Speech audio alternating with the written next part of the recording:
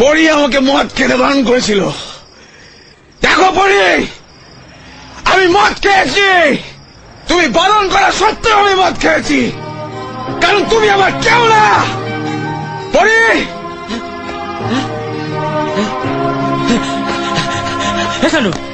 হচ্ছে নাকি অসভ্যতা। আমি অসভ্য, তাই অসভ্যতা আমি করছি। ভদ্রলোক তো ওরা যারা ভালোবেসে কেউ কাউকে কিছু দিলে ফেরত নিয়ে চলে যায়।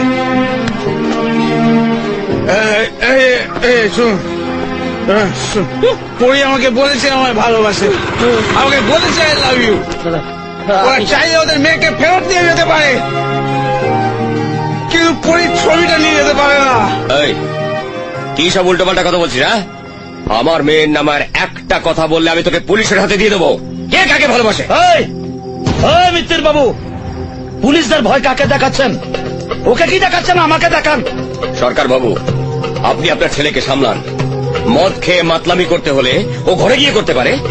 এত লোকের সামনে আমাদের সম্মানহানি করতে চাইলে আমি কিন্তু ওকে ছাড়বো না। কি করবেন? পুলিশে দেবেন নাকি গুন্ডা দিয়ে মার খাওয়াবেন? তা পুলিশ গুন্ডা সব কি আপনারই কেনা নাকি? আমার কোনো চেনা টেনা নাই।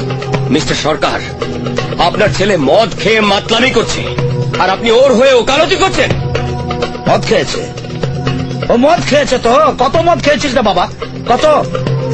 শোনেন মিত্তির বাবু, ওর জায়গা যদি আমি থাকতাম না, তাহলে আমিও মদ খেতাম, আপনিও মদ খেতেন।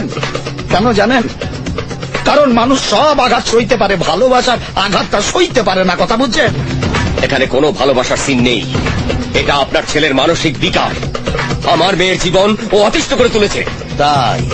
তাই যদি হবে, তাহলে আপনি আপনার স্ত্রীকে পাঠিয়ে ছবিটা ফেরত নিয়ে গেলেন কেন?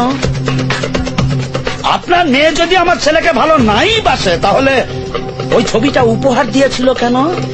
এসব কথার উত্তর আমি আপনার মতন একজন মাছের ব্যবসায়ীকে দেব না। তাহলে কাদের উত্তর দেবেন? আপনার মতো সরকারি কর্মচারীদের, যারা বাঁ হাতে টাকা নিয়ে ডান হাতে সিন্ধুকে ভরে। সরকার বাবু, আপনি গলা চড়াবেন না।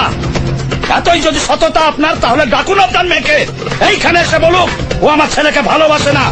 আসুক এখানে এসে বলুক যে আমার ছেলে ওর জীবন অতিষ্ঠ করে তুলেছে। চল চল, খুব সেনা গেছিস না? চলে রাস্তা লাগেছিস, ওই লোককে হ্যারাসমেন্ট করছিস। হ্যাঁ, কোথায় যাচ্ছে? চল চল, ঘরে চল।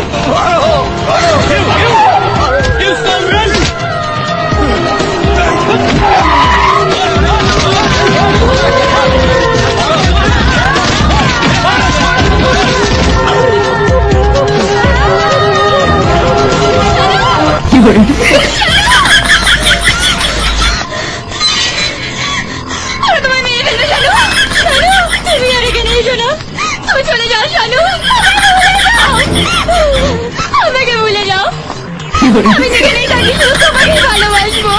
প্লিজ শানু, প্লিজ তুমি চলে যাও, তুমি চলে যাও শানু, এখানে থেকো না প্লিজ। চলো চলো।